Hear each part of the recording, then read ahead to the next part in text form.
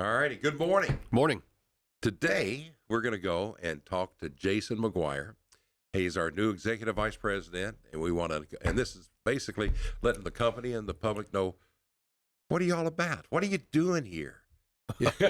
That's a good question. What am I doing here? Let's see. I'm living here without my family for the moment, because That's gotta be tough. This job is an opportunity of a lifetime for me. So yeah, it is tough, but it's the right thing for our family long term. So what am I here for? It's to be a part of an incredible company. I've known you guys as Air Hydropower for most of my entire professional career, and we go way back, and I've always admired what this company was about, the things you and Tom and Matt built. It's remarkable to me, and what an opportunity to have a place here, and I really wanted to be here for that reason. And to take it to the next level. Yes, Yeah, of course. that's great. Well, let's start at the beginning. Where are you from originally? Where were you born? Born in Ashland, but I'll say I'm from Russell, Kentucky, because Ashland and Russell, that's like UK and U of L. we don't frequent each other. Is that right? Yeah, that's right. So the hospital was in Ashland, but I'm from Russell, Kentucky. So it's Eastern Kentucky, right in the area where Ohio, West Virginia, and Kentucky touch together through the river. Cool. Yeah. And what'd your dad do? Well, so I have two dads. My parents were divorced when I was one. My dad runs a towing company.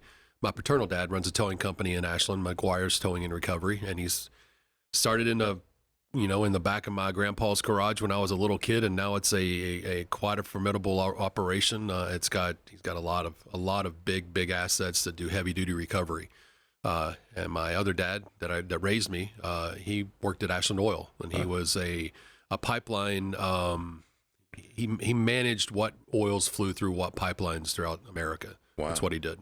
That's cool. Yeah. Now, when you were growing up, when you were a teenager and stuff, which shop did you work in? Did you work in any of the shops? Did you help out either one of your dads? Absolutely. Yeah. I mean, so I didn't work at Ashland Oil. No, that was more a desk job. But as far as my dad, Mike McGuire, I was always in those trucks.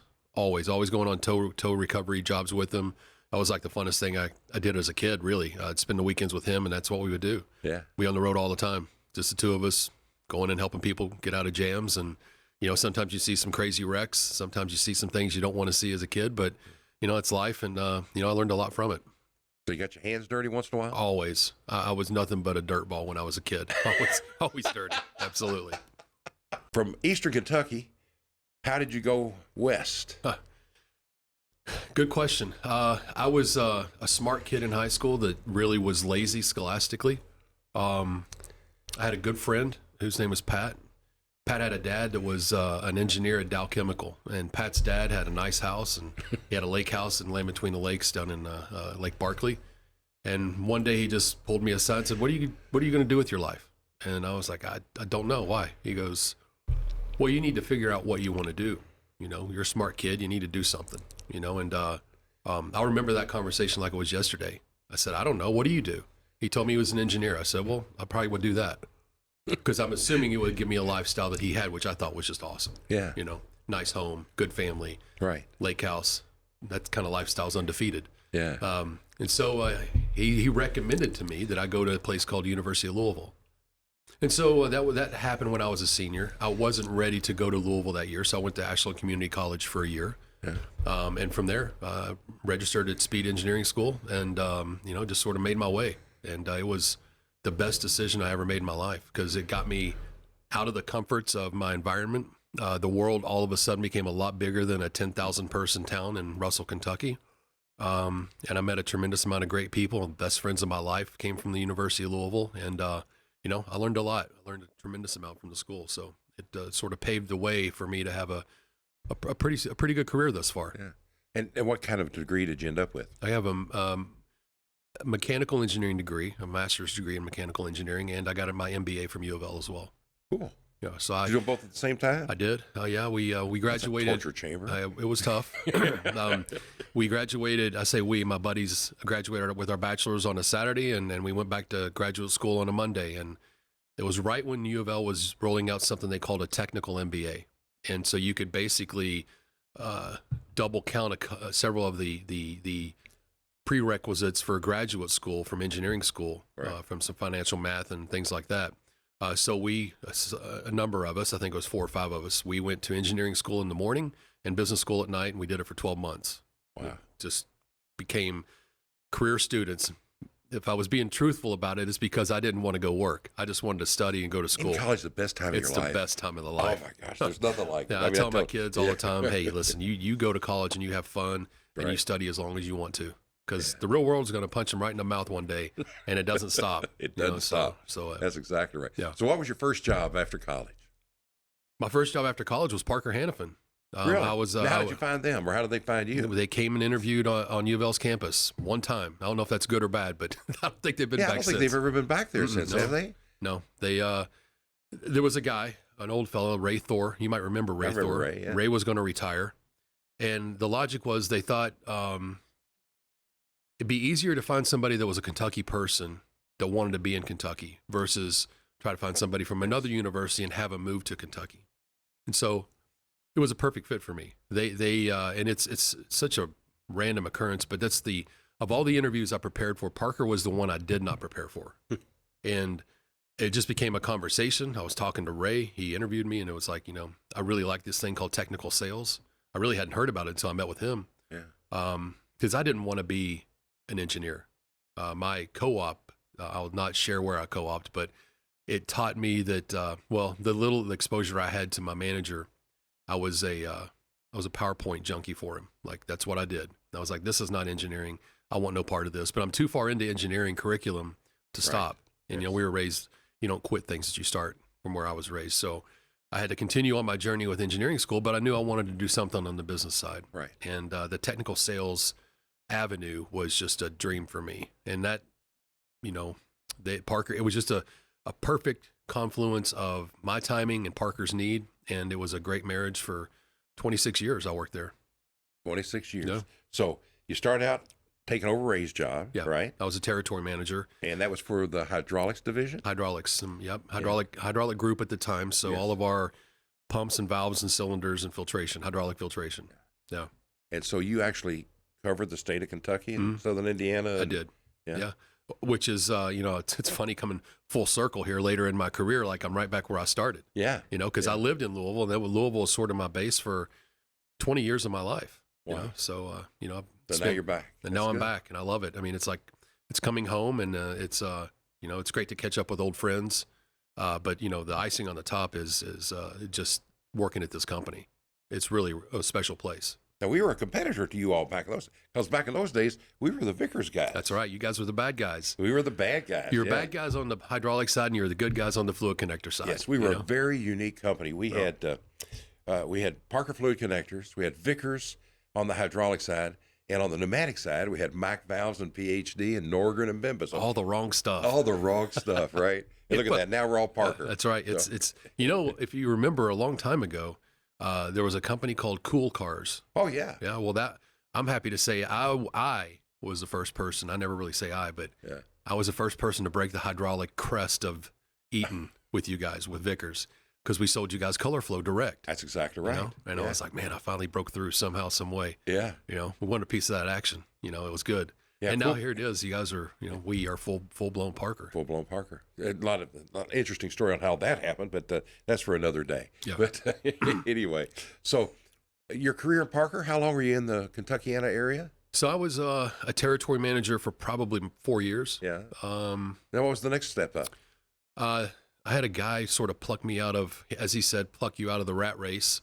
And he polished me up a little bit. I became a national account manager. Okay. So that guy, Mark Kugelman, was very instrumental in my career, very instrumental. I mean, he taught me a lot about Parker, the ins and outs, the do's and don'ts. And it really laid the groundwork for me to have a really good long runway at Parker. But I was a national account manager in the MRO markets. So my customers would have been more nationally based, think about Michelin Tire, right. Alcoa, Tyson Foods, companies like that had similar production processes, but located all over America.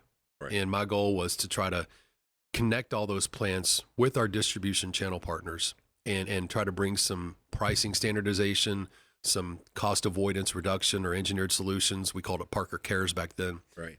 Bring that to their enterprise and elevate us above the regular the regular local distributors. So I say elevate us, I mean our Parker brand and our distributors, because we felt there was power in aligning those distributor partners who have different business geographies, but sharing a similar customer. Right. And it really was a no-brainer when you look at it in hindsight, but he was the first to put it together. And I was the first guy he hired to do that work. That's great. That Motion Industries is so good and was so good in those days of doing that. And that was, always a pain for a local distributor to go into a large, like a Tyson plant and say, hey, we want to be a supplier to you. Well, we deal with Motion. That's right. Yep. And so I know that I remember back in those days, you got us into some accounts. I remember that to this day, that you helped us get into some of those that we could not get into before. Yeah, you think about it at the moment, it's like, man, it's going to be tough. But looking back on it, when you marry great brands with excellent local service and support, you can effectively create your own Motion, if you will, your own AIT. Right. I'd like to think we're a little better than that, but we weren't as broad. Better technical expertise. We do. We provide better technical expertise, but the breadth of what we offered is a little less than what those big houses do. But, for the right customers with the right needs, and when you marry up what you want to do with the needs those customers have, that's where the magic happens, and that's where you want to spend your time. And so we tried to do that. We had a huge list of accounts, and after a while, it became 4 or 5. Yeah. Because those are the 4 or 5 that wanted to work with us the way we want to work with them. The ones that really want to partner with you. Yeah. And that's, you got to pick you pick those customers wisely, the ones that really want to go and not just beat you up for on price. That's exactly right. And it's, we obviously talked price, but that price was always offset with the fact that we could validate and confirm to corporate procurement that we were saving them way more money than they were spending with us. Yes. And so that balance of trade, if you will, they're giving us cash, but we're saving them cash. It helps mute that price reduction discussion. That's a good thing. Yeah, and it's a really good thing. So you did that, and then what was the next step up from there? So there I was always itching to be an OEM guy. I just thought that was the greatest thing in the world. And I'd ask Mark every other day, hey, let me sell to some OEMs. Let me have a bigger basket. Yeah. And he'd tell me, no, let's stay the course. And one day he called me, he said, hey, you've been asking for this. I was in a meeting in Houston, Texas. It's a company called Cameron International. They do like drilling stacks, control systems for when you're drilling a well offshore and onshore, but largely offshore. And he said they buy a bunch of accumulators from us, and there's a big project they're working on. Why don't you go down there and see what you can do? And so that was a pivotal moment in my career, because what happened with me doing that, it was just a magical time in my career, a magical time in the marketplace, and just really good things happened over a period of 3 or 4 or 5 years. It was something else. So, I meet with Cameron, and truth be told, we had about $13 million of, at the time it's called Seal Group business, a lot of custom seals and solutions and elastomeric solutions for them, and very little hydraulic or fluid connector business. And I'd say 5 years later, 13 was about 90 million. Really? It was unreal. It was just the team gelled. We worked as one. We really brought a lot of value to the Cameron enterprise worldwide. It morphed from me being a national account manager to I was now a global account manager for Cameron, and I woke up every day and all I cared about was Cameron, and it was magical. It really, really was. So I met a lot of people. There's a lot of influential executives that, had a hand in my success, a very big hand in my success. I stay close with them still today in their own retirement. They're, people like a guy named Don King or David McQuarter. These guys were instrumental in supporting my initiative. I was obviously supporting their needs. Sure. But, that's the way it works. Yeah, and we did some really good stuff, and it was great. So, after that Cameron discussion, or after that Cameron experience, our chief executive at Parker was Don Washkowitz at the time. And Don asked Mark a question. He's like, man, you guys killed it with this company called Cameron. Can we do more of this? Are there more Camerons? And I was like, yeah, there's a ton more Camerons, there's a whole world of Camerons. And so we ultimately created a platform. It was one of the first market-facing teams that I ultimately was the, I guess, employee number one. It sort of hit me out of left field. I wasn't expecting that, but I knew more than most, and I wanted to build a team, and they let me have the opportunity to do it. So that became my third real job at Parker, was taking that global account manager experience and trying to build a team that could replicate what was done at Cameron for the rest of the marketplace. Right. And so we really spent 15 years doing that, and have any success? A remarkable success. I mean, the math would confirm that, like, we would routinely 2x the market. Our global accounts would be 3x sometimes, but 2.5 most often. And so there's real value in putting professional business development people in a place where they can execute, focusing on one account.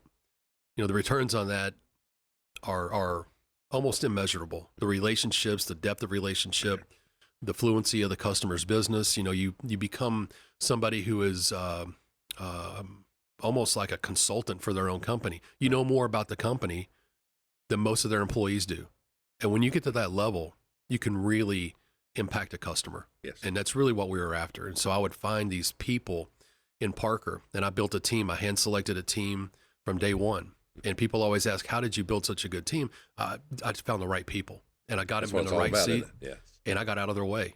My role was nothing more than to remove roadblocks. A lot of the time it was internal roadblocks, and that's what I did. And I let them do their thing, and they were great at it. And they still are great today. So it's a thing I'm probably most proud of in my time at Parker, was building out that team. Because I think a lot of people in the company at Parker would look back and say, hey, that Jason's team was really, really good at what they did.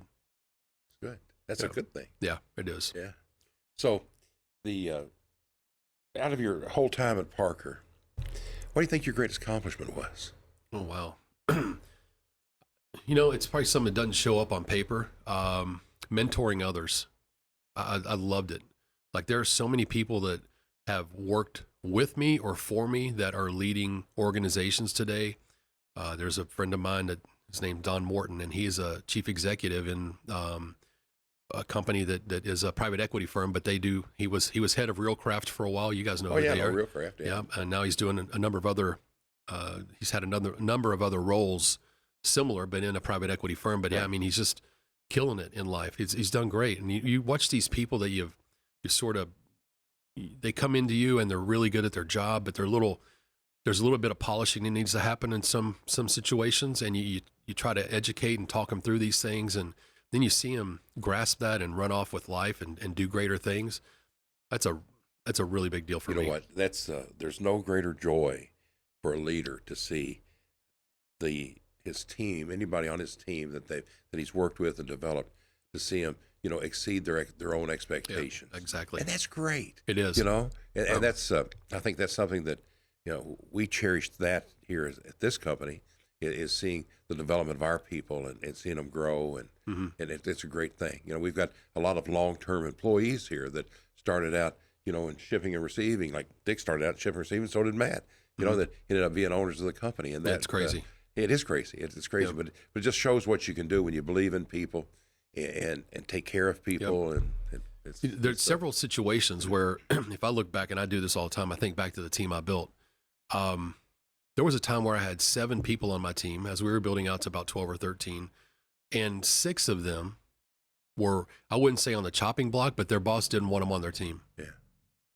And I'm like, well, I'll take that person all day long. He's in the wrong seat.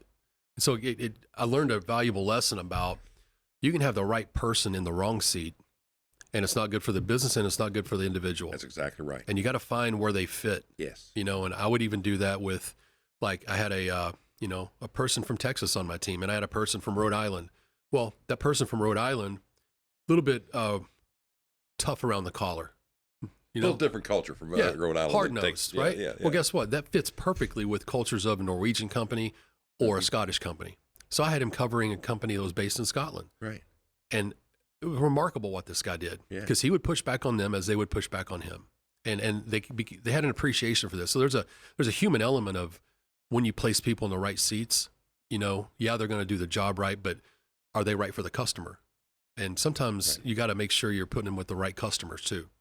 And when you do, man, It's magic. it's magic. It really is. And so I love that. And I was given the freedom to do that at Parker almost my whole career. I mean, the only job I ever had at Parker that existed before I took it was my territory manager job. Everything else was made for me, basically, or I made it, or however you want to say it. Yeah, you jointly made it together. Yeah, That's great. right. We just created it because we saw a need and an opportunity. You know, one of the things that in our company culture that we're very important, it's very, very important to us, is family. Mm-hmm. Tell me about your family. Yeah, I've got a good one. Listen, you talk about outkicking your coverage. I did that with my wife. Like, absolutely. She's incredible. My wife, Crystal, we've been together for 26 years. We've been married for 23. We have 4 kids. So Leah is a junior. She'll graduate Baylor Nursing School in December. My daughter Jenna is a freshman at East Texas Baptist University. She plays volleyball there. Okay. Mitchell's my son. He plays baseball. He's a junior in high school. And Nora is my youngest. She's a freshman, and she's a swimmer. And so we've been all over the place together. I actually was successfully moved them all from home, we were living in Charlestown, Indiana, just across the river from Louisville, and made a journey down to Texas. And it was just such a great experience for our family. You know, we were away from all of our resources, so we had to get close as a husband and wife and parenting, and, you know, as a family unit. Yes. Yeah, as a family unit. It was really, really good for us. That's great. You know, and it's been a great journey with us in Texas. Now, so much so that my wife's like, hey, I'm not moving north, you know, but for this opportunity, she agreed. She knows how much it means to me. And so right now we have my wife and my 2 youngest are at home in Houston, Texas. And, you know, I go back and visit as frequently as I can, every 2 weeks or so. I'm going there tomorrow, as a matter of fact. So yeah, we it's been different. It's been difficult, but, you know, the work thing has been very fulfilling to me. And, you know, my wife's just the anchor of our family, and she's holding it down at home for me. That's great. And you're going to get her up here next year? Yes. Yeah. We'll be up here next year. So trying to find a spot to call home. I don't know if we're going to buy or build yet, but we're going to do something. We got to. Can't live in a tent. Can't live in a tent. There you go. That's great. Well, that's great. We're excited to meet her and to get her up here. And it's nice to get kids off the payroll. The one from Baylor, she should be off your payroll pretty soon. Pretty soon. I talk to them about it frequently, and they don't like the conversation at all. But, you know. You can tell when you're really off your payroll is when they pay their own cell phone bills. I'm looking forward to that day. Yeah, that takes a while. Yeah, I'm sure some will get off of that quicker than others in my family, you know. I That's think exactly right. Yeah. My youngest, I think she really enjoys it. Especially, she's getting ready to be an only child, you know. Yeah. When we move up here, it'll just be the 3 of us, and wow. You know, that'd be different. She's looking forward to it. Is she? Oh yeah, she's ready for it. Yeah. Absolutely. She's a 15-year-old that's actually probably 28. You know, she's her sisters just growing up in our house, she had to mature early. She's always been an old soul, anyways. Yeah, that's good. Any pets? We got a house full, 2 boxers. 2 boxers. We're a boxer family. We love boxers. So Hendrix and Poppy are our 2 boxers, and we have 2 Cavalier King Charles. Oh, yeah, wow. Little lap dogs. Yeah, and Ivy and Rocco. So yeah, you got 4 dogs. 4 dogs. 4 dogs. 4 kids. That's right. So when I go home, I get overwhelmed with dog licks and all that stuff. It's great. I love it. Well, you know, the dogs are always happy to see you. They are. You know, that's the nice thing. You know. Yeah. More than anybody else in the world. Exactly right. It's always the dogs. Yeah. I always do tell everybody, if you want to find out who your real friend is, put your wife and your dog in the trunk of your car for an hour, open the trunk and see who's mad at you. You know, the dog's always happy to see you. That's exactly right. Yes. The other person's not too fond with what you did. I'm not putting my wife in a trunk. I never have done mine either. No. I had more sense than that. But anyway, so let's talk a little bit about air hydropower. Okay. We got you. Why would you want to come here from being in this one of the largest, best corporations in the world of Parker? Yep. But why would you want to go to just join some old podunk distributor by the name of Air Hydropower? I had to give myself a lot of challenging internal thoughts about this. Not Air Hydro, about leaving Parker. Right. Yes. I love Parker. I love the people there. I mean, my team, I miss them tremendously. I had a very blessed career there. But what I came to realize was, you know, because I took such an unconventional career path, my opportunities to do more became limited. Now I had a great job and I was well compensated, and was in leadership discussions all the time. It wasn't about being absent of those rooms, Right. but I wanted to do more, and I don't know that those opportunities were going to be available to me. Certainly, they wouldn't be available to me without having to move to Cleveland. And look, my wife doesn't do snow, so I knew that was not an option, and it honestly never really was an option for me. I never wanted to be in Cleveland as a corporate. Although I worked and reported to our corporate people, I never wanted to be there every day. And so it became this thing. I have two paths I can go down. One is I can stay here and I can put it in cruise control and ride out my days doing what I love. That's not leading my team, but cruise control isn't me. And I was afraid that if I did do that, there may be a day where I get a little bit jaded or bitter. And I'd never wanted to be that, because there's a lot of people that overstay their welcome, and then they get a little bit yappy or turbulent, and you sort of tarnish what you spent years building in terms of a reputation and a brand. And that's like one thing you got to hold high, is how others view you and the brand and your legacy you leave behind. So it just hit me one night. I was like, you know what? It's time for a change. And so I decided to leave Parker, and I went to ITT. So I had a friend at ITT that was a group president. He wanted me to do something similar to what I'd done at Parker. They don't sell across their business lines very well. And it's all I ever did was bring all of these businesses together to bring value to a customer. Right. So it was a great fit. And I was absolutely going to retire at ITT. No question about it. What a great company. It's Parker. It's exactly Parker Hannifin at $4 billion. Wow. It's remarkable to see the similarities. It honestly is astonishing. And they're going to, that's a place to invest. It really is. It feels the same. It looks the same. It smells the same. And then this thing pops up, Air Hydropower, and you reached out to me a couple times and said, hey, got a job I want to interview you for. You didn't want to talk about it. Well, you never told me what the job was either. Well, no. Come on. I said it was a good one. It was a good one, but I was like, if you would have said, hey, I want you to talk about being my successor. Yeah. I would have been there before the phone hung up. Yeah. I assumed you wanted me to be a sales manager or sales leader, and I know I wasn't going to win that battle at home. Yeah. I knew it. And so, your persistence, you call, you sent that text and said, hey, I gave your name to a recruiter. And I was like, great. You know what? I'll listen. Absolutely. I don't know where this is going to go. I just still didn't know what the job was. And then they send me this docket of information, and it tells me what the role is. I was like, oh, Tom, why didn't you just tell me? Why didn't you just tell me? But, hey, listen, I know it's like, God puts things in your life for reasons. Yeah. And, this was one of those things. It was a time where I honestly don't know if I had not had my epiphany at Parker when I did. Let's say this happened prior to that.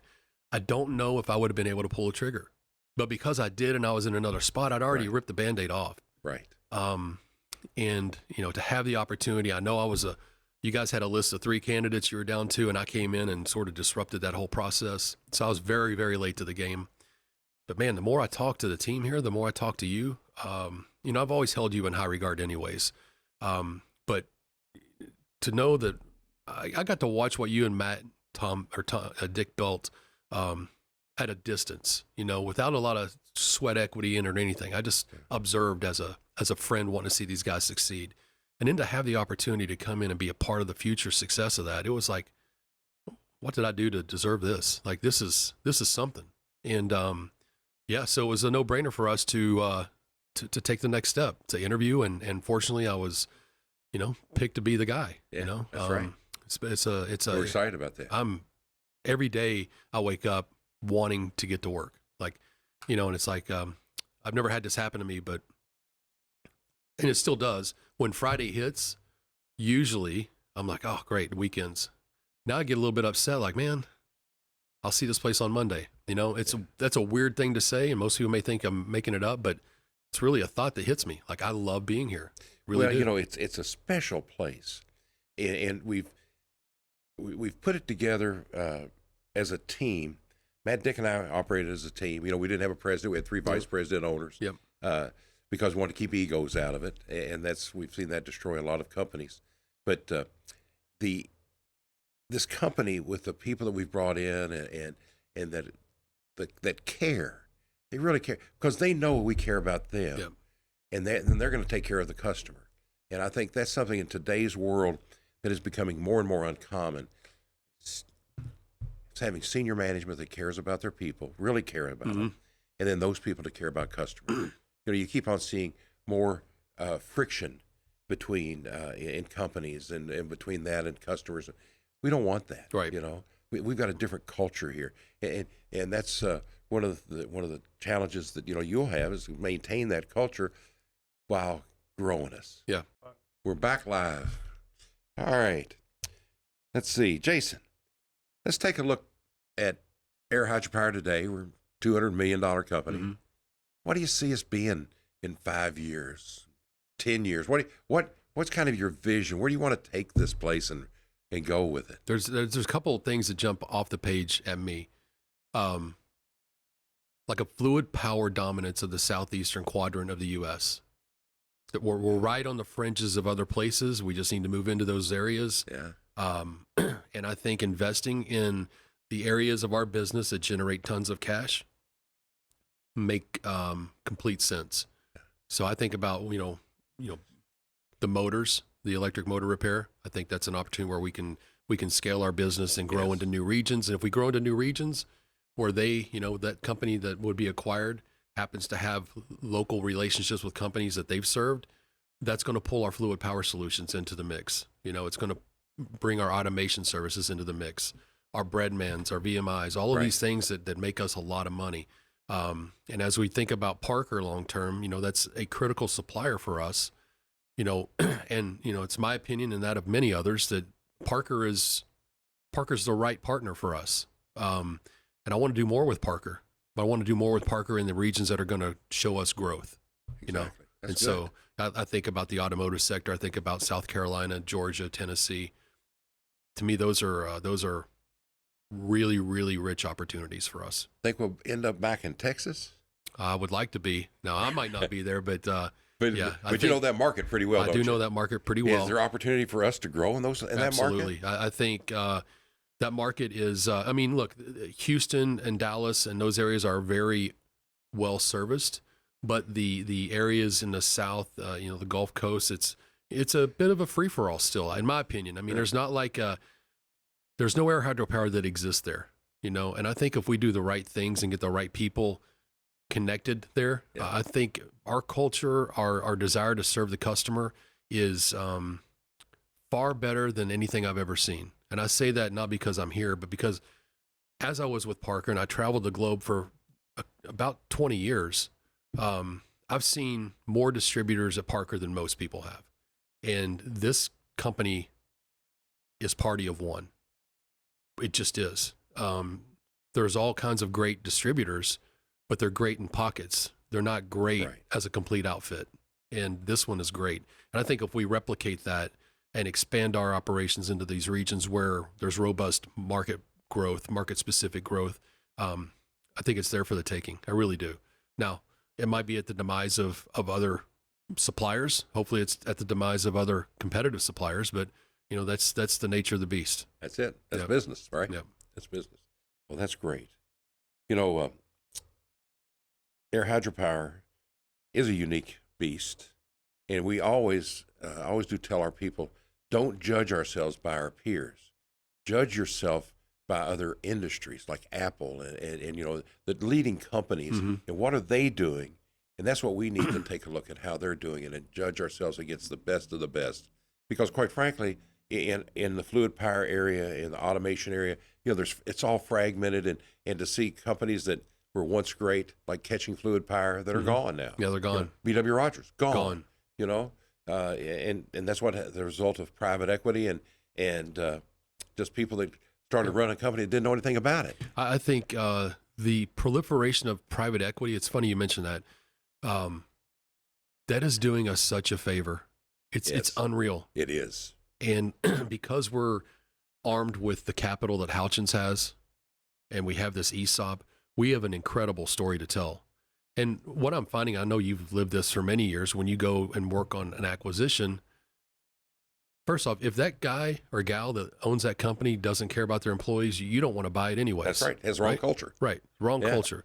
So when we find those owners that what they care deeply about are their employees, that's an entree to have a discussion, because guess what? Private equity is going to crush them. Yes. They're going to crush the culture, the employee base.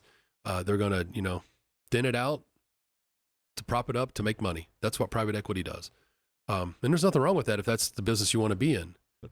Look at us, and we're what Parker called, and I never heard this before until then, a forever owner, with the Houchins thing, and maybe it was you that said it, maybe it was somebody at Parker that said it, but it's a forever owner. So it's a quasi private equity. It's equity that's coming into this business, but they want to own it because it's a good company and they want to see it grow. Yes. And so I think the more private equity gets involved with our space, the better it is for us. You're exactly right. And could agree with you more. We had a flurry with private equity, and that we ended up going and getting the heck out of it. It was terrible. Yeah. Matter of fact, the year that we did $150 million, first time we'd ever done $150 million in sales, was after COVID. It should have been the best year of Matt, Dick, and mine's life, and it was the worst because we were in a major battle with a private equity company, and it was all over Parker, quite frankly, and it was terrible. And it Dick ended up retiring after that because he couldn't take it anymore, and it shortened Matt's and my life because it was just a continual fighting with somebody over philosophy, and they were going to destroy the company. And that's why we had to go and get them out, and thank God we found Houchins and brought them in, and they liked our culture, and they solved our problem. Yeah. But so that for that I'll forever thank Houchins for that they took care of the situation, because it would have been an untenable situation. Yeah, and so. I just think, as we perform, if we perform well as a business at Air Hydropower, I don't feel like we're going to have to fight for capital the way other Houchins entities do. Right. They're going to want to invest in us because we generate a lot of cash, and that's a great place to be. Like, I think we make more money than groceries do. I think so. Yeah, and Brandon's even shared as much. He said, that's a good thing. Yeah. So I think that's a good thing. All right, let's talk about the elephant in the room. Am I your grandfather? Papa, we weren't supposed to say that. Come on now. No. Seriously, I know, but having sharing the same great name is funny. Yeah, it is a great name. It is. And but are we related? Listen, I gotta say, somewhere it started. It has to be, but family reunion, we don't cross paths. And, that's right. So I'm a Kentucky guy. You're a Kentucky guy, but it's Eastern Kentucky for me, and you're more, I guess, here in Central area. No, actually, my great grandfather helped Daniel Boone form Boonesboro. He was the McGuire at Boonesboro. They were there. And that's where we came into the state. That's interesting. So you know what? I've done some what Ancestry.com. Yeah.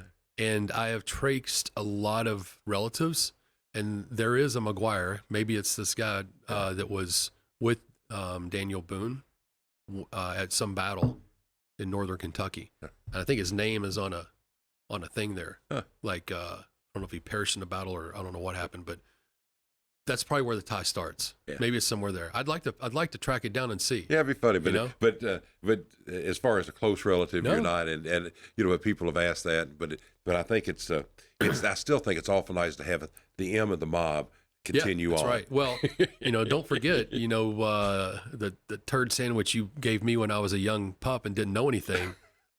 Remember? No. Yeah, you refresh do. my memory. Well, so I was a Parker hydraulic guy working with another distributor, Fluid Power Products, and you would always tell him I was your nephew. That's right. Yeah. I never forgot that. I'm like, I don't know this guy. Why? Hey, I'm trust me, I'm here. Yeah, I'm not a plant. Yeah, you threw me a couple curveballs there. Well, so. That's what you do as a competitor. I know, right? But it sort of gave me a feeling for who you are too. A little fun guy, got some jokes in you, but a fun business person too. Yeah. So it was one of the things that opened my eyes to you guys. Like, oh, that's funny. This guy even knows who I am right now, and he runs this distributor that I don't even know. But it made me want to know more about you guys, and then I start to follow you guys in your career and what happened in your growth and the trajectory of the company. Yeah, it's just it's a cool story for me. Yeah, it's a neat thing. It's funny how we got here and how it happened, and the intent. Matt, Dick, and I never set out to be millionaires or want to make money. And our whole goal was to take care of the employees that would take care of the customers, and we also valued our relationships with our manufacturers. So Parker, we spent a lot of time with Parker, spent a lot of time with Vickers, spent a lot of time with Mac, and but it was interesting that in the end, the one that supported distribution the most was Parker.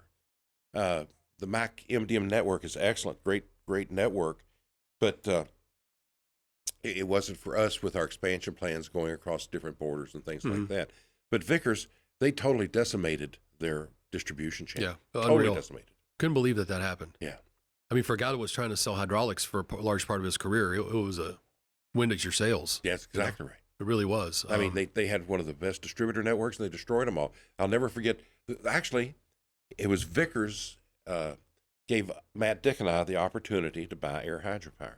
They sent a letter in and said that they were taking the discount of Motion Industries and making it the same as their applied industrial distributors, which we were applied industrial distributor, meaning that we were a tech distributor for Vickers.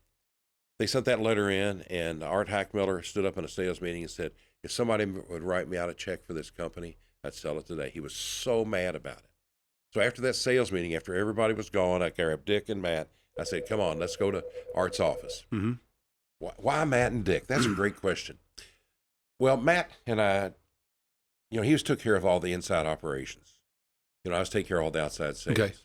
And so the two of us, we really got along well. I mean, we really, really did.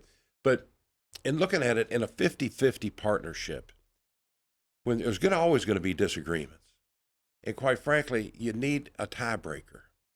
So we came up with the idea of having a third, and then we looked at who could we really trust. And Dick had hired Matt to take his job in shipping and receiving. And Dick was also our top salesman. So he had a hell of a lot more money than Matt and I did. Matter of fact, he had more money than both of us combined. And so it made natural to go and to go to Dick. And he had similar philosophy. I mean, he took care. He moved down to Henderson, Kentucky, and took a little old die casting company and turned it into our largest account and helped develop shock control systems, did so many wonderful things that were all customer focused. And so that's why it ended up just the three of us. And we didn't want more than that. Right. Because, it gets out of control. So the three of us came in, and then we approached Art, and he gave us a number, and that was in 1994 was that date. Well, that started us on the path of going to buy the company. Well, we didn't succeed until 1998, 4 years later. Wow. Okay. That was 4 years later, but he sold it to us for the number that he had quoted in 1994. Is that right? Yeah. Wow. He kept his word on that. And we grew the heck out of the company between 94 and 98, and it helped him pull cash out of the company so that he could retire. Yeah. Now, had you guys ever had a conversation about this prior to that day with Art? Oh, yeah. Oh, you had? About it? Yeah. Oh, yeah. The three of you yes. had? Okay. Well, one of the reasons why I joined the company, I had a different type of a different experience. I had worked for large corporations similar to yourself before joining Air Hydropower. And then when I came to Air Hydropower, I answered a little ad in the Courier Journal, and it was for a company that needed a sales manager. And part of my background, a company that I had worked with and grown up at was Mac Manufacturing down in Lebanon Junction, Kentucky. And I'd worked there since I was a little kid. And we bought stuff from Air Hydropower. We bought Norgren air valves. We bought Vickers pumps, bought different things there at Mac Manufacturing. That was a company my dad owned at that time. And anyway, so I knew of Air Hydropower. So anyway, I answered the ad. At the time, I was an operations manager in Indianapolis, traveling back and forth. Yeah. Had a wife with 3 little kids. That wasn't a good situation. No. Being away from them. So anyway, ended up approached Art and talked to Art, and he said that he wanted to sell the company to an employee or a group of employees. That was right known from the beginning, and that's why I joined the company. Very good. Interesting. Yeah. Was it even with Art? Was it as people first as it is today? It really was. And okay. It was started from Bob Littlefield, who started the company, and then Art was the first employee of Bob's. And they had had a tremendous salesman that was an alcoholic, and they took him and put him on an airplane, and at that time sent him out of state to go into to dry him out and to go and to help him in treatment. And they did that for a number of different people in the company. Wow. And that was just the philosophy. Yeah. It's just to help people out. And that Art really took it to the next level with that. He believed in that. He would loan people money, and let them pay it back, and just taking care of people in life. And then when we got involved in it, I think we took it to even a higher level. We've had a number of people in this company that have had a lot of personal issues, and we help take care of them. Yeah, We've had some die. We've taken care of their kids, helping to educate them and things that we normally didn't tell anybody about. Right. We didn't want the glory. We just wanted to do the right thing. Yeah. I think that's what part of what draws me to this. It's like I wouldn't have known those stories until we've had other conversations, but just the willingness to treat your people right, way above and beyond the norm. It's just a really special thing. I mean, every company treats their people well. They should, at least. They should want to, but it's a core competency here. Like, it's a real business fundamental of air hydropower. It truly people is. First. That's our first core value. Yep. People first.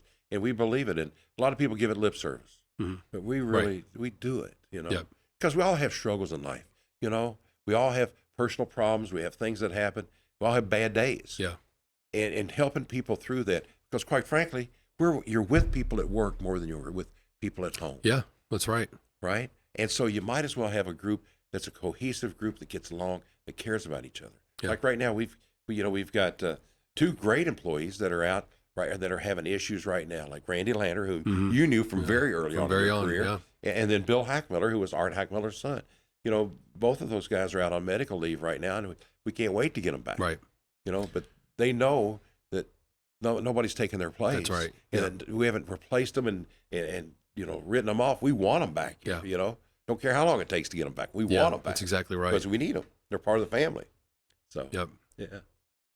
So what was Randy Lander like as a young man? Let's talk about that. Randy, good Lord. Yeah. Randy taught me how to spell the word valve, and he taught me how to spell the word cylinder. I mean, he really, man, what a wealth of knowledge that guy is. He was just he was a branch manager in Lexington for Fluid Power Products, but man, he was just a catch-all, man. He just he knew how to do everything.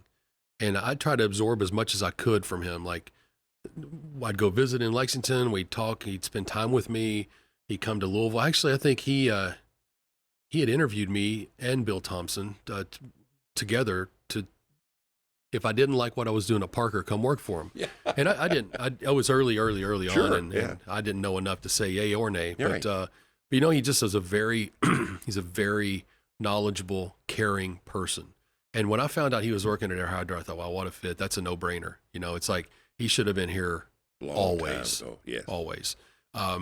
He's just a super. Look, you don't find guys like Randy out there very often. I mean, the guy's been in our business representing and supporting Parker for 50 plus years. Yes. Like, I almost can say that's longer than I've been alive. I'm 52, so I don't know how long the plus is. You're in diapers. That's right, at least in diapers. Yes. So I look at Randy and I think nothing but positive thoughts. I really do. He's just a wonderful man, and I hate the situation he's in, but if anybody can get through it, it's going to be Randy. Because of his attitude. That's his attitude. He's the most positive guy you'll ever come across. Yeah. Absolutely. But yeah, Randy was great, man. He was instrumental for me, just teaching me about the hydraulic world, and walking me through what a power unit is and does. And, he was the one that could, after I spent so much time at Parker learning each of the technologies and the divisions that manufacture things in the hydraulic group, he was the one that really tied it all together and said, this is why this happens. This is why you need a power unit. It sounds simple today, but for a guy that didn't know any better, man, it was helpful. It was real helpful. And it's helpful for people we have coming in here, like that are new into our industry that have no clue of what all we do. And now we do so many different things. It's hard to catch up. So I know that's one of our corporate goals that you're working with is that education piece. So that's a good thing. Yep. I've been really impressed so far with some of the tools that you've brought to us, that are going to help us move forward. Mm-hmm. It's really exciting, so taking some of the stuff that you've learned from the large corporations to go, because you know what, we're not a small company anymore. Right. When you're a $200 million company, that's a big company, but guess what? We're not going to be 200 Right. long. We're going to be 4 and then 5 and Right. Well, half $1 billion. You asked earlier, part of what's the vision. I never really fully answered it from a revenues perspective, but yeah, I look at this and think, yes, it's 200 now, and what a great launching pad. But Right. I'm not here for 200. I'm here for 4 or 5. There you go. And so part of what sort of doesn't keep me up, because I love to have a good sleep, but what would keep me up at night, what I think about mostly is implementing the tools now that will be a standard operating procedure by the time we're 400 or 500 million. There you go. I think if we try to acquire our way and grow our way to that number now without having some tools in place to manage our talent, to develop our talent, to give performance reviews that are constructive, to say, hey, listen, we need to develop you in these spaces, to understand where employees want to go in their career. If we're not giving them these opportunities, we're going to risk losing the culture of the company, because you're going to have to hire it from outside. Right. And I don't want to do that. Yeah. I want to make this the 383 people that work at Air Hydropower today. That's going to be the nucleus of what we become and what we are when we're 500 million. And we will get there. There's no doubt about it. I mean, it's as clear to me as anything I've ever seen. But we got to have the tools to execute the way that $500 million company would move and flex. And quite frankly, that's why we needed to bring in somebody from the outside to help lead. Jeff and Caleb are great individuals. It's a great team. Great team. We couldn't find a better team. But even myself, I've never led a $200 million company, right? Mm-hmm. And so the tool sets that I had and our team had just weren't sufficient to go and to take us to the next level. And realizing that was a core weakness of this organization. And so that's why we needed to bring somebody in. But I think the most important thing in bringing somebody in was somebody that had core beliefs of what we believed in, of development of people, doing the right thing, not somebody from a PE firm, that's going to do shake and bake for 5 years and be gone. Right. This is a long-term commitment. That's why we're excited to have you on board. I've watched your career from the very start, from being my nephew and seeing that grow. But I think you're the right person at the right time. And I'm excited that you're here. I wanted to make sure that everybody gets a chance to hear your story, because so many times in life they don't, they assume they know something about you and know that, they don't know that we're from Ashland, Kentucky. It used to ride on a wrecker and help go, and pull riches and things like that. People need to know that. They need to know the story. I mean, there's a lot of times I just want to go out in that shop and put something together. I'm not here to disrupt people's workspace, so I won't do that. But that's where I love being out there. Yeah. I love walking through plants and seeing how things are made. I love smelling the smell of a tire plant. Yeah. I mean, there's just all kinds of things that I look back on my career and you get this sense of, wow, I know how that igloo cooler is made. I know how that Solo cup is made. Right. I know how they roll that steel that gets slit that becomes a frame for my truck. Or you get to see all this stuff happen. It's like this incredible eye-opening experience of what we do and how we do it. And at the end of the day, why are we doing it and what's the result of it? It's just such a cool place to be in. It really is. And we're the backbone. Manufacturing is the backbone of this country. Yeah. Service industries are great, but I got news for you. You've got to go and be doing something, building something. And that's why we support manufacturing. And with a lot of the policies that have been put in place, I think we're seeing reshoring, so we're in the right place at the right time and fun times. It's very fun. I mean, I think, some of these things that like we're working on now, one of the things about like strategy deployment, right, which is a new phrase for here, but it's what Parker did to get excellent. It allowed their leadership to really focus on their business versus the day-to-day minutia and monotony, right? Yeah. And so there's this balance we had to play between working on the business and working in the business. And relative to where you are in your organization, you have an obligation to be fully on the business or fully in the business. It just depends on what the job function is. Right. But at the end of the day, when you know what you want to be in 5 years and you're taking tasks today for this year that is a foundational building block that's going to allow you to achieve those levels of success, you look back in 5 years and you go, wow, look what we did. Yeah. So you guys have sort of done that, but you've done it in your mind and you've just muscle.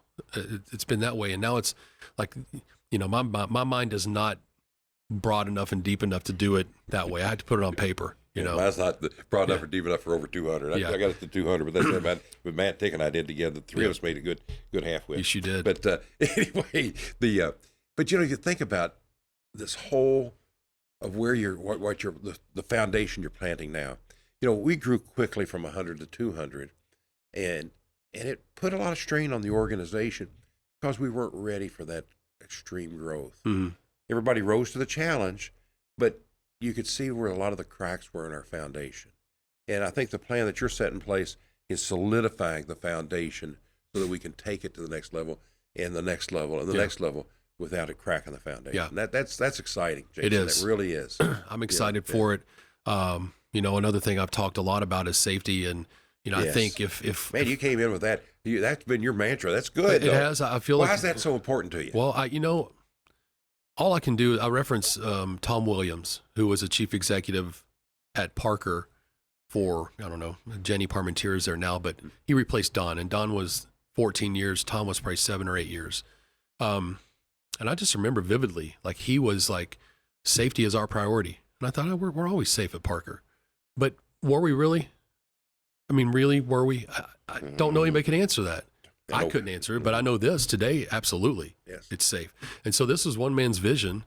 And again, he's a transformational leader in my mind. Like I would have all the time in the world for that man. He is remarkable. But he started with, it wasn't, I'm going to buy a $10 billion company. No, we're going to be safe. And I saw how it changed the pulse of the plants. Like, because I go to plants here and there, and even though I'm more customer facing, I'd have to go there for meetings. I always go through the shop and see things. And, all of a sudden these darkly lit facilities were now brightly lit. The floors were painted. There are markings on the floor about where you can and cannot be, and doing these little things. And it wasn't like there were these crazy ahas. It's more like the Disney principle. Like, they're just going to love on you in little ways, always. They're going to do the little things really well. Right. And that's sort of the approach I thought I saw at Parker, was like making sure our workplaces are safe, making sure that we have the right safety protocols in place. And I saw it change Parker. And when I come here, I'm like, I'd be a fool not to lean on that playbook, to look at this and say, listen, the first obligation I feel I have is to make sure all of our employees can leave work and get home in as good or better shape than when they showed up. It sounds simple. It is simple, but it's a good core principle. It is. And, so until I can walk through any facility unannounced and feel confident that we've eliminated those things, it'll always be a principle, a guiding light for me. Safety. We got to have safety. We have to be safe. We can't have near misses in our forklift space, our racking, how we rack things. I mean, there's just things we can do better that's going to make us We've had a few of those instances this year, haven't we? Yeah, we have, and it scares the heck out of me. Like, I just don't want people, and like we had an incident in our shop here, and I looked at the guy that did it, and I just felt so bad for him. It wasn't his fault at all. But what somebody did prior to him trying to pick up a pallet, they didn't put it up there the right way. They didn't strap things down. Things rolled off. Could have killed a person. Like, it just scares me. It really does. And it bothers me deeply. So I want to make sure we're a safe company. That's great. And once we're a safe company, then we can start to do other things. And we have a safety culture. And when we acquire a company, the safety culture is going to morph and merge into that organization. Hopefully we're buying companies that are already safe too. And that's a goal of ours. They might think they're safe, but know what? We thought we were safe. But until you really put a focus on it, you don't realize how maybe unsafe you are in certain areas. Right. And so it's, it's just I'm plagiarizing from Tom. That's all. I think that's the highest form of flattery, some would say. But it worked, and it's worked well for Parker. It's going to work well for us. That's great. But the saying I always do use is, I've used some of the best ideas I've never had. That's from somebody That's exactly else. right. Yeah. That's exactly right. Yeah. So anyway, there's nothing wrong with that. no, I mean, if it works, it works. And I don't need to be the guy that has all the right answers. I just need to be the guy that gets the right output. that's it. You know, I'm a we person. I think I've told you that 100 times at this point. I want we people, us people on our team, because that's what it's going to take. All of us Yes. pulling the rope the same way to get where we want to be. I believe that completely. You know what? It shows. Good. You know, I'm glad it does. it's not just lip service. It shows. So Yeah. that's good. I think you'll do well. Looking forward to going into the changes that you're going to make and that you're making slowly and surely. Yeah, slowly and surely. Starting Yeah. with safety, starting with the strategic planning, and I think, some great steps, just initial steps Yep. to come in and just to start the process. That's Yeah. great. One of my personal goals is, and I don't know if it'll ever materialize, but I want to force Brandon Shirley to look at Air Hydropower and say, what are you guys doing to make these changes so effectively? Right. And I want to share with him what those are. And I want to be Air Hydropower, I think, is the best distributor. I want to be the best inside of Houchins. There you go. I want to be the benchmark for Houchins. How did it look? You want to do something? Go talk to Air Hydropower. Yeah. They got it right. Yeah. They know what they're doing. That's where I want us to be. I always like being at the head of the line, That's exactly right. Right, If so- you're not at the head of the line, view's always the same. That's exactly right. I don't like those views. I know what I'm like looking those at. views. That's right. Well, good, Jason. Well, listen, anything else that you'd like to throw into everybody and let them know? Man, it's been a good discussion. It's been fun. I think look, when Thomas came down and asked if I wanted to do this, I was like, oh no, podcast. I got to be on a camera. I mean, I know what my mug looks like. It's not a good one. So, but it's been good. That's why I have a voice for radio. I don't have a face for TV. That's exactly right. Me too. Well, I think I've got a voice. I don't know. See what Thomas says about it. But no, look, I am a very transparent person. I don't like to play games. It's just tell me the facts. Let's figure out the right answers and let's work together to move forward. My team at Parker, I think they would all say failure is appreciated with me because it tells me you're trying. And then the failure in itself is an opportunity to learn. That's exactly So you're right. always learning. Yes. So failure is not a bad thing. I don't care what we're doing. Let's learn from it. Let's be better because of it. And, those are simple fundamentals, but I think it speaks volumes to being a welcoming organization, a welcoming leader. You don't expect perfection. Nobody's perfect, least of all me. But let's learn from our issues. Let's learn from our mistakes, our opportunities, and be better because of it. And when we are, you take what's a world-class company today and the sky's the limit for tomorrow for us. That's great. Well, Jason, I'm glad you're here. Yeah, I am too. I really am. I appreciate the confidence. Yeah. As I know I don't take it lightly. You guys, Matt and Dick, you built an incredible company, and to be the Heir apparent. the heir apparent, if you will, which is, I don't feel good saying that, but I know, but if that's what it is, I don't it's a take it sign. lightly. I don't take it Yeah, lightly. that's I good. really, really don't. So I'm very, very appreciative of the opportunity. I think you'll do well. Yeah. Well, Thank you for your time today. Thanks. Appreciate it. All right.